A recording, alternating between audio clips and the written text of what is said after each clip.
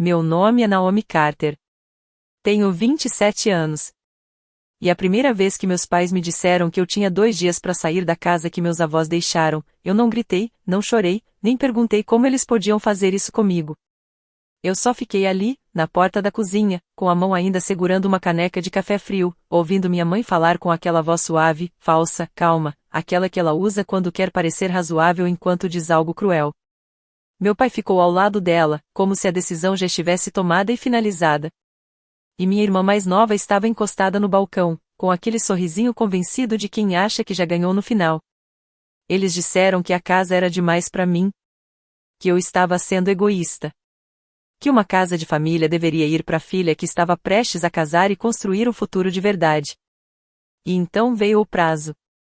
Sexta-feira. 2 dias. Arrumar minhas coisas, deixar as chaves e não fazer drama. O que eles queriam era briga. Queriam lágrimas, súplica, talvez uma última discussão desesperada que depois eles poderiam usar como prova de que eu era instável e ingrata. Mas eu já sabia de uma coisa que eles não sabiam. Eu sabia o que estava dentro do cofre na parede, lá em cima. Eu sabia porque meu avô parou de parecer preocupado nas últimas semanas de vida.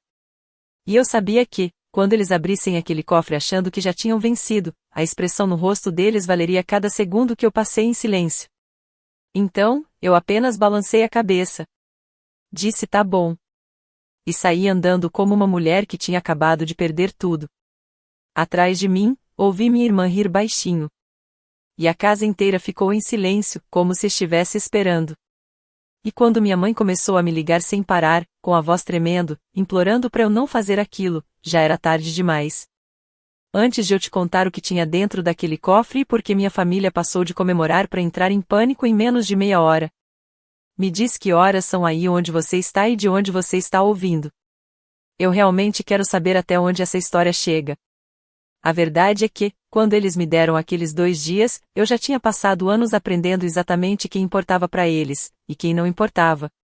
A casa dos meus avós, em Stone Mill Point, era o único lugar onde eu me sentia escolhida, e não apenas tolerada. Ela ficava em um ponto alto, tranquilo, com vista para a água. Uma casa de pedra, com janelas profundas, piso de madeira antiga e uma varanda nos fundos que pegava a última luz dourada do sol todo fim de tarde. Para estranhos, parecia só uma propriedade cara perto da costa. Para mim, era o lugar onde minha avó me ensinou a fazer torta de mirtilo sem usar medidas. E onde meu avô me ensinou que o caráter de uma pessoa aparece quando ninguém está obrigando ela a ser boa. 3 anos antes de ele morrer, tudo mudou. Minha avó começou a esquecer coisas pequenas primeiro. Depois, ela começou a esquecer coisas maiores. Ela deixava o chá fervendo no fogão. Colocava o açúcar na geladeira. Uma vez, olhou direto para mim e me chamou pelo nome da irmã dela. Meu avô tentava manter a casa em ordem, mas eu via o medo nele muito antes de ele admitir em voz alta. Naquela época, eu estava fazendo pós-graduação, estudando para um mestrado em administração na área da saúde. Eu ia e voltava de Providência todo fim de semana, depois a cada poucos dias, e, no final, quase todos os dias.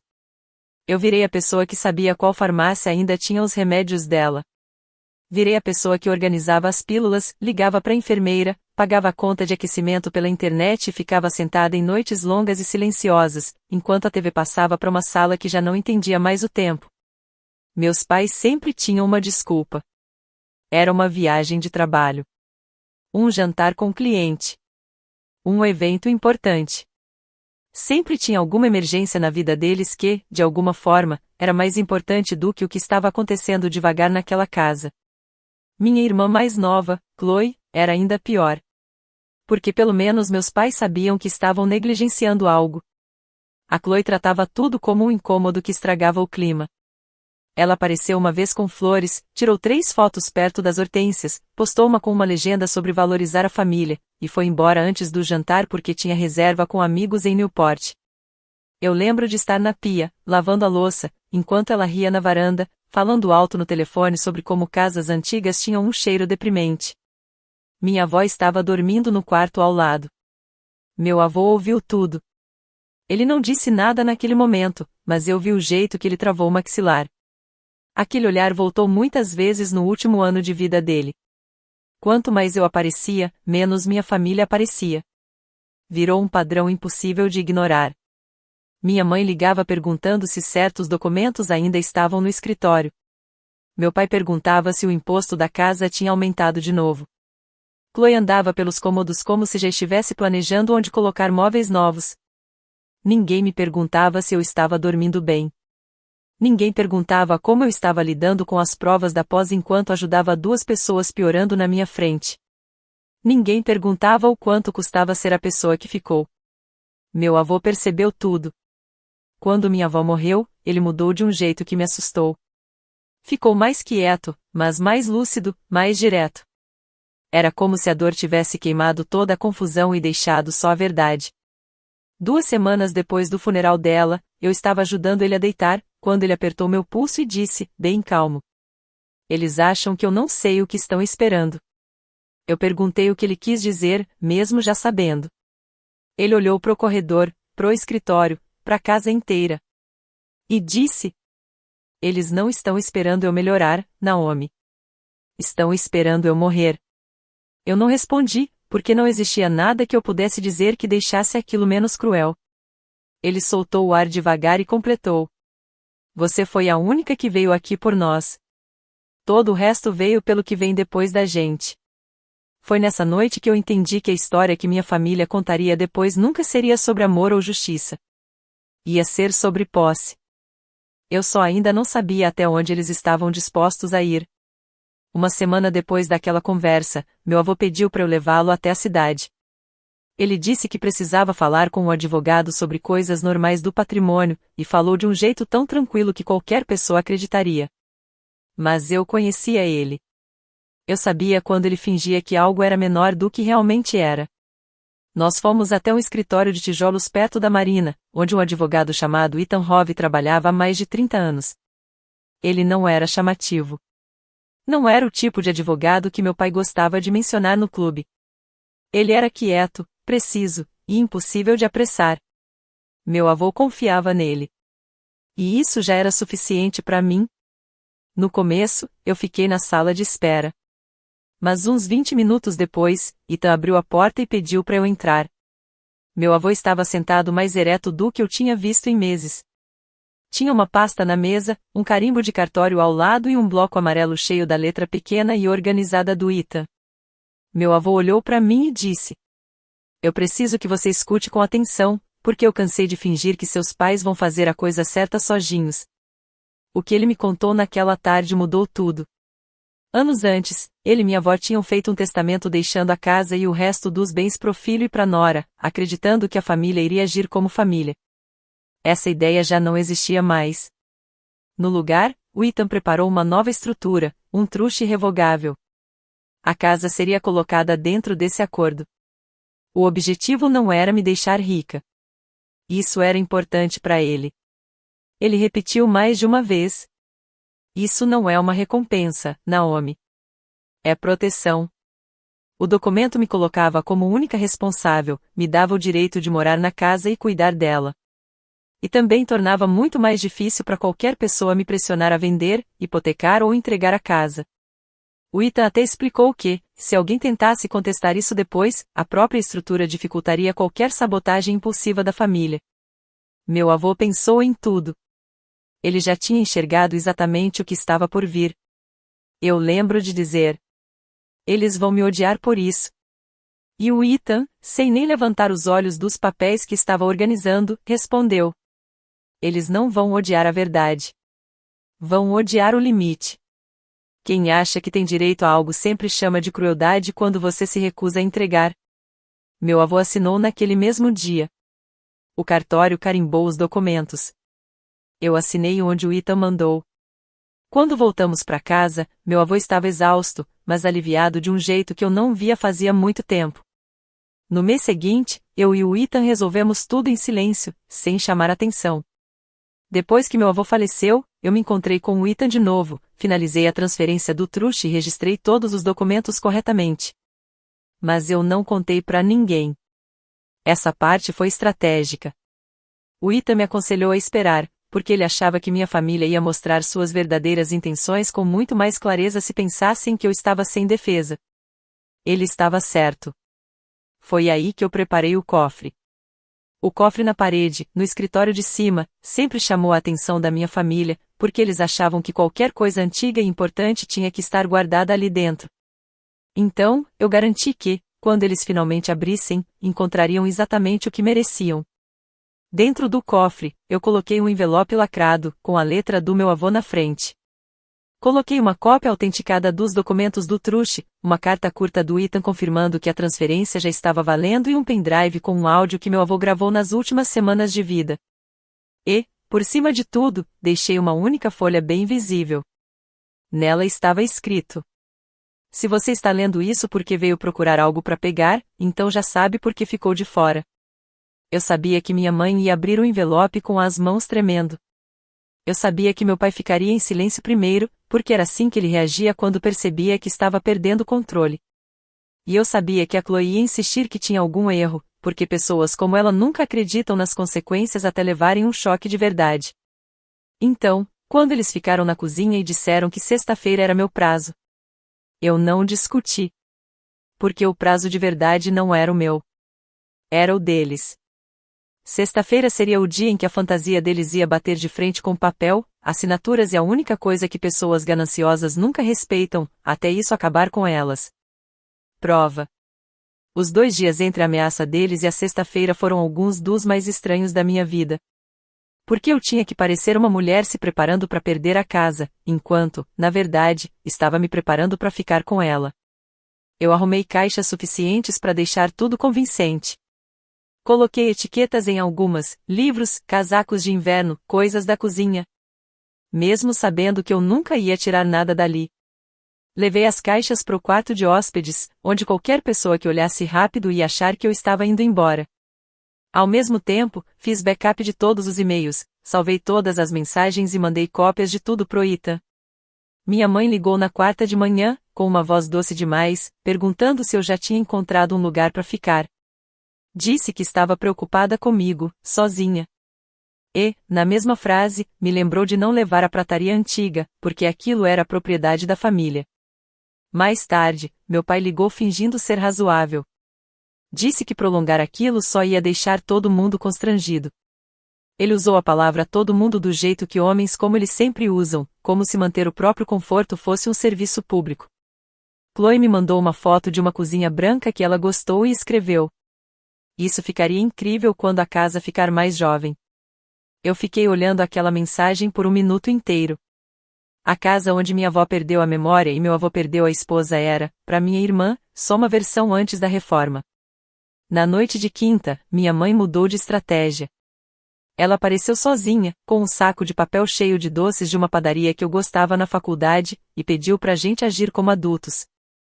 Ela estava na porta, com um casaco bege que provavelmente custava mais do que meu primeiro semestre inteiro de faculdade, e disse que a família estava sob muita pressão, que o casamento da Chloe estava chegando, que meu pai tinha se sacrificado muito por nós, que talvez eu estivesse complicando demais. Eu deixei ela falar. Deixei ela tentar culpa, nostalgia, carinho e drama. Depois só disse que estava cansada e fechei a porta. Na sexta tarde, a casa parecia estar prendendo a respiração. O céu estava cinza e frio, aquele cinza típico de Rhode Island que deixa a água com cara de metal. Eles chegaram pouco antes das 5, exatamente no horário que tinham falado. Meu pai veio primeiro, andando como um homem que achava que tudo ia sair do jeito dele, porque normalmente saía. Minha mãe veio atrás, já ofendida pelo meu silêncio.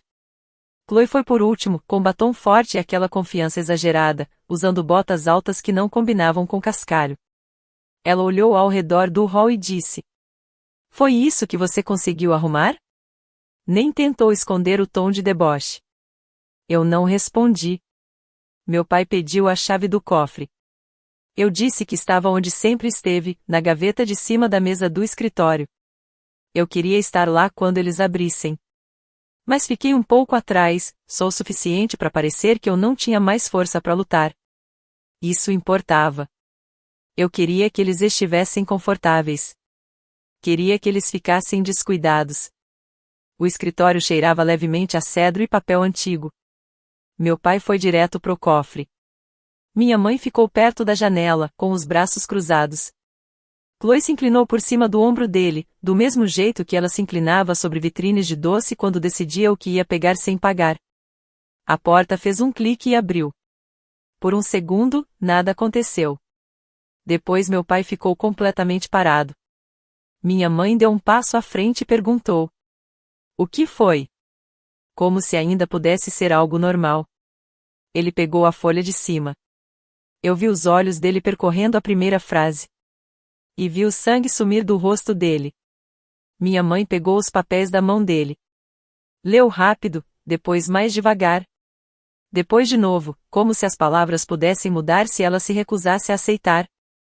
Chloe pegou o pendrive e perguntou o que era aquilo, com a voz já mais fraca. Meu pai abriu a carta do meu avô e começou a ler em completo silêncio. Naquele momento eu soube que eles tinham entendido. Não emocionalmente, não moralmente. Legalmente. O clima da sala mudou. Tudo mudou. A confiança sumiu. A encenação acabou. Minha mãe virou para mim com um olhar que eu nunca tinha visto antes. Não porque ela nunca tivesse sentido aquilo, mas porque nunca precisou mostrar para mim. Medo. Medo de verdade. Naomi, ela disse. E dessa vez não tinha nenhuma doçura na voz. O que você fez? Eu olhei para ela e respondi. Eu segui instruções. Chloe começou a dizer que tinha que ter algum erro, que o vovô nunca faria isso com a família, que aquilo era manipulação, que alguém tinha enganado ele. E enquanto ela falava, meu pai continuava lendo. Passando página por página como um homem procurando a única frase que ia salvá-lo. Não tinha nenhuma. Eles foram embora 10 minutos depois, sem fingir mais nada. Minha mãe esqueceu a bolsa na cadeira do escritório e teve que voltar para buscar. Meu pai não olhou para mim quando saiu. Chloe olhou. E se ódio tivesse temperatura, a sala teria rachado. Depois disso começaram as ligações. Minha mãe ligou 6 vezes em 10 minutos. Depois mais 8. Depois deixou uma mensagem de voz tão ofegante que parecia que ela tinha corrido escada acima. Naomi, por favor não faça mais nada. Por favor me liga antes de falar com o advogado. A gente precisa resolver isso em família. Depois outra mensagem, mais fria. Você não entende o que está fazendo. Depois outra, de novo desesperada. Por favor não faz isso. Eu não respondi nenhuma. Eu salvei todas. Sentei na mesa da cozinha e fui ouvindo o pânico deles crescer, ligação por ligação. Na manhã de sábado, a guerra já tinha saído da casa e ido parar na cidade. E era exatamente onde minha mãe gostava de lutar. Stone Mill Point era o tipo de lugar onde a atendente do mercado sabia quem tinha feito cirurgia, quem estava bebendo demais e quem tinha deixado a cerca morrer. As notícias corriam rápido. Mas a simpatia também, se você soubesse usar. Minha mãe sempre soube. Ela conseguia transformar crueldade em preocupação de um jeito tão suave que as pessoas ainda agradeciam no final. Ao meio-dia, 2 pessoas já tinham me mandado mensagem perguntando se eu realmente estava tentando ficar com tudo. Uma mulher da igreja, alguém que nunca tinha visitado meus avós enquanto eles estavam vivos, escreveu dizendo que minha mãe estava devastada e só queria paz. Eu quase ri quando li aquilo. Minha mãe não queria paz. Ela queria acesso. Queria a casa, a narrativa, e o direito de se chamar de vítima depois de tentar me tirar do meu próprio lar. O Ethan tinha me avisado que isso ia acontecer. Ele disse que, em disputas de herança, as pessoas não brigam só por bens. Elas brigam por narrativa. Quem parece mais coitado geralmente ganha vantagem, mesmo quando os papéis estão certos. Então, em vez de responder com emoção, eu comecei a montar um arquivo. Eu salvei cada mensagem de voz. Imprimi cada texto. Exportei todos os e-mails que a Chloe tinha me enviado no último mês. Um deles foi especialmente importante, porque ela esqueceu de ser cuidadosa e me colocou em cópia numa conversa com uma organizadora de casamentos, perguntando se o fim do verão seria um bom momento para fazer um jantar de noivado na casa antes de colocar o imóvel à venda na primavera seguinte. Colocar à venda. Ali estava. Não era preservar a casa. Não era viver nela. Não era honrar a família. Era vender. O Ethan quase sorriu quando eu mostrei aquele e-mail. No caso dele, isso era praticamente uma risada. Ele também me ajudou a reunir documentos que eu nunca achei que ia precisar para provar algo que deveria ser óbvio. Cópias de entregas de remédios que eu assinava. Recibos de mercado. Notas de reparos que eu organizei. Anotações de calendário. Gastos de gasolina das idas e vindas enquanto eu ainda fazia pós-graduação. A enfermeira domiciliar até escreveu uma declaração dizendo que eu era a única da família que coordenava os cuidados de forma constante durante o declínio dos meus avós. Enquanto isso, meus pais continuavam cometendo erros. Meu pai me mandou uma mensagem dizendo: "Você já provou seu ponto. Assine a gestão compartilhada e a gente encerra isso com dignidade." Gestão compartilhada significava: devolve a arma pra gente e confia que não vamos usar de novo. Minha mãe tentou um caminho mais suave e escreveu que uma disputa judicial só iria ferir a memória da minha avó. Eu fiquei olhando aquela frase por um tempo. Porque gente como ela sempre usa os mortos como argumento, mesmo sem nunca ter aparecido quando eles estavam vivos. O maior presente veio no domingo à noite. A Chloe, irritada e descuidada, me mandou uma mensagem que era para minha mãe por engano. Dizia: "Se ela não cooperar, fala pro pai usar a história da dívida. Ela vai ceder se todo mundo souber porque precisamos vender." Ela pagou segundos depois, mas eu já tinha tirado um print. História da dívida. Foi ali que eu tive certeza de que a situação financeira do meu pai era pior do que qualquer um admitia em público. O ITA investigou mais um pouco, de forma legal e cuidadosa, e na segunda-feira já tinha confirmação do que suspeitávamos. A empresa do meu pai estava falhando. A linha de crédito no banco tinha sido apertada. As dívidas pessoais estavam pressionando. Ele não queria a casa por tradição. Queria a casa como saída. Quando eu entendi isso, tudo fez sentido. A pressa falsa. O prazo de 2 dias. A pressão. A insistência repentina de que a Chloe precisava da casa pro futuro dela. Nunca foi sobre o futuro dela. Ela só era a história mais bonita que eles achavam que ia fazer o roubo parecer emocional. A situação ficou pior antes de melhorar. Minha mãe entrou com uma petição civil contestando o truste. O argumento era previsível. Eles disseram que meu avô estava frágil demais para entender o que assinou e que eu tinha manipulado ele enquanto cuidava dele. Foi nojento, mas não surpreendente. Quando as pessoas não conseguem vencer seus documentos, elas atacam seu caráter. O ITA entrou com a nossa resposta no mesmo dia e me disse para me preparar para a audiência. Ele também me falou uma coisa que ficou comigo. Naomi, a verdade importa no tribunal, mas a postura importa quase tanto. Eles querem que você fique emocional. Querem que você pareça instável. Não dê a eles seu rosto para contar a história deles. Então eu fiz exatamente isso. Eu parei de reagir. Eu dormi mal. Mas apareci preparada. Vesti um terno azul marinho. Organizei nossa pasta. Levei a gravação do meu avô, a declaração da enfermeira, os registros de cuidado, as notas de reparo, o e-mail sobre a venda da casa e o print da mensagem sobre dívida. Quando o dia da audiência chegou, eu já não tinha medo de perder a casa. Eu tinha medo de ouvir o quão fácil era para as pessoas que me criaram mentirem sobre mim em público, olhando nos olhos de todo mundo. O Ethan disse para eu deixar eles fazerem isso. Ele falou que, às vezes, a forma mais rápida de destruir uma mentira é deixar ela existir tempo suficiente para mostrar o quanto ela soa falsa. E ele estava certo de novo. A audiência aconteceu numa quinta-feira de manhã, num tribunal do condado que cheirava levemente a papel, café e produto de limpeza. Não era dramático como nos filmes. Ninguém gritava no começo. Ninguém batia na mesa. O perigo ali vinha do silêncio. Da forma como todo mundo tentava parecer calmo enquanto se preparava para se destruir com palavras. Meus pais estavam na mesa dos autores da ação, com a Chloe no meio deles, vestida de azul claro, como se inocência tivesse cor. Minha mãe já enxugava os olhos antes de qualquer coisa começar, o que me mostrou que ela já tinha decidido atuar antes dos fatos falarem. Meu pai estava tenso, cansado e com raiva por baixo da superfície. A juíza era uma mulher na casa dos 60 anos, com um olhar que deixava claro que ela não tinha paciência para manipulação disfarçada de preocupação. Isso ajudava. O advogado da minha família começou me descrevendo exatamente como o Ethan tinha previsto. Uma jovem em luto. Isolada, sobrecarregada, emocionalmente comprometida pela perda, incapaz de administrar corretamente um imóvel valioso herdado.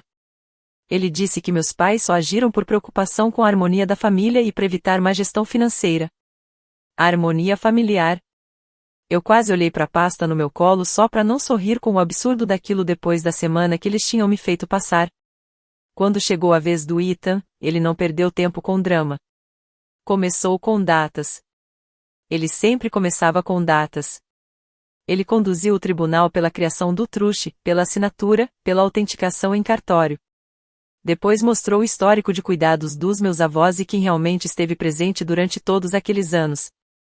Apresentou a declaração da enfermeira. Os registros de despesas. Meus comprovantes de viagem. E as notas de manutenção e custos da casa em meu nome. Ele não disse que eu os amava mais. Ele fez algo melhor. Ele mostrou que eu tinha feito mais. Depois ele pediu para a gravação de áudio ser aceita como prova. O advogado da minha mãe se opôs. A juíza ouviu o pedido, olhou a transcrição que o Ethan tinha preparado e aceitou o áudio com uso limitado. Quando a voz do meu avô ecoou pelos alto-falantes do tribunal, fraca, mas perfeitamente clara, alguma coisa dentro de mim ficou firme. Ele dizia que não estava confuso. Que estava protegendo a casa de pessoas que viam aquilo só como dinheiro. Que tinha escolhido a neta que esteve presente. Minha mãe ficou olhando para frente o tempo todo. Chloe parou de fingir que estava anotando. Meu pai se mexeu uma vez, e depois ficou completamente imóvel. Se a audiência tivesse terminado ali, eu acho que a gente já teria vencido. Mas o Ethan ainda não tinha acabado. Ele apresentou o e-mail da Chloe sobre fazer um jantar de noivado na casa antes de vender o imóvel. O advogado dela tentou dizer que era só uma ideia casual. O Ethan respondeu com uma mensagem em que ela reclamava que eu estava atrasando o cronograma da reforma.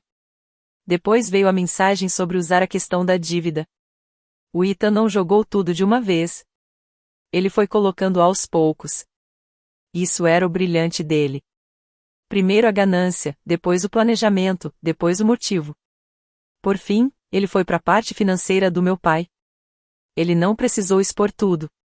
Só o suficiente para mostrar por que havia tanta pressa. Havia dívidas. Havia pressão. Havia um motivo real para a família querer controle rápido de um bem valioso.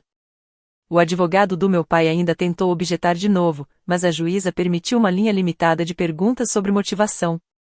Foi aí que tudo começou a quebrar. O Ethan perguntou pro meu pai se ele tinha me dito várias vezes que era melhor resolver aquilo em família para evitar vergonha pública. Ele disse que sim. Perguntou se ele tinha proposto gestão compartilhada depois de saber do truste. Ele disse que sim de novo. Perguntou se a família tinha me dado 2 dias para sair antes de qualquer decisão judicial. Meu pai hesitou, e disse que tinham oferecido um plano de transição. A juíza levantou o olhar nessa hora. Dava para ver que até ela percebeu a manipulação na escolha das palavras. E então o Ethan fez a pergunta que tirou a máscara de vez. Senhor Carter, o senhor estava sob pressão financeira quando tentou forçar acesso à casa? Meu pai tentou fugir. Disse, toda família tem pressões. O Ethan perguntou de novo, mais direto. O senhor buscava ou não controle imediato da propriedade porque acreditava que uma venda ou refinanciamento resolveria essas pressões? Meu pai olhou para a juíza. Depois para o próprio advogado. Depois para mim. Por um segundo, eu vi aquele velho instinto nele, o de escolher domínio em vez de cuidado. E então ele disse a frase que acabou com eles. Ele disse: nós só precisávamos que ela parasse de ser egoísta tempo suficiente para assinar, para a família conseguir estabilizar as coisas. O tribunal ficou em silêncio daquele tipo absoluto, pesado, quando uma sala inteira entende que alguém acabou de admitir algo grande demais para voltar atrás. Ele tinha transformado preocupação em estratégia e família em vantagem numa única frase. A juíza pediu para ele esclarecer. Ele tentou voltar atrás, disse que queria dizer que todos sairiam ganhando. Mas já era tarde. A ação não era mais sobre me proteger de má administração de bens. Era sobre pressão para eu abrir mão do controle. Quando a juíza decidiu, ela foi direta e fria. Ela manteve o truste. Negou completamente a contestação. Me reconheceu como a única administradora legal.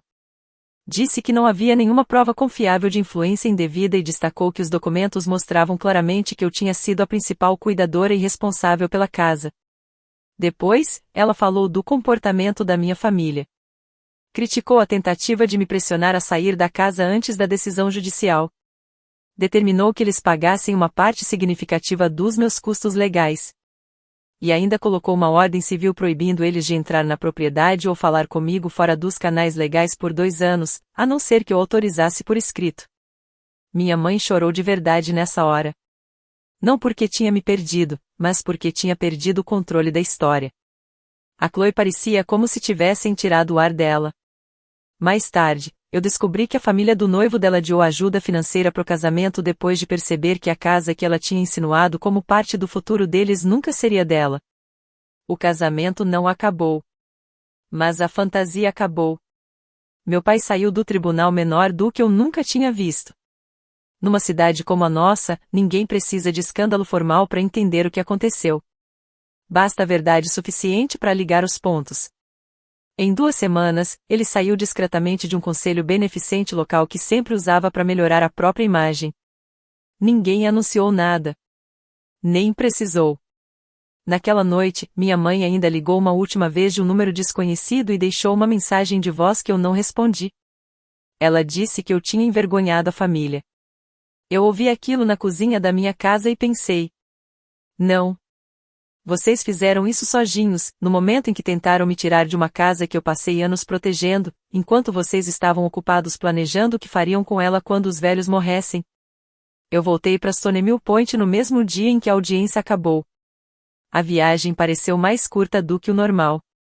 Talvez porque, pela primeira vez em semanas, eu não estava indo em direção a uma ameaça. Eu estava indo para casa. A casa parecia exatamente igual da estrada, e isso foi uma das coisas que mais me tranquilizaram. As mesmas paredes de pedra, a varanda desgastada, as árvores inclinadas com o vento vindo da água. Nada ali parecia Vitória. Só parecia intacto.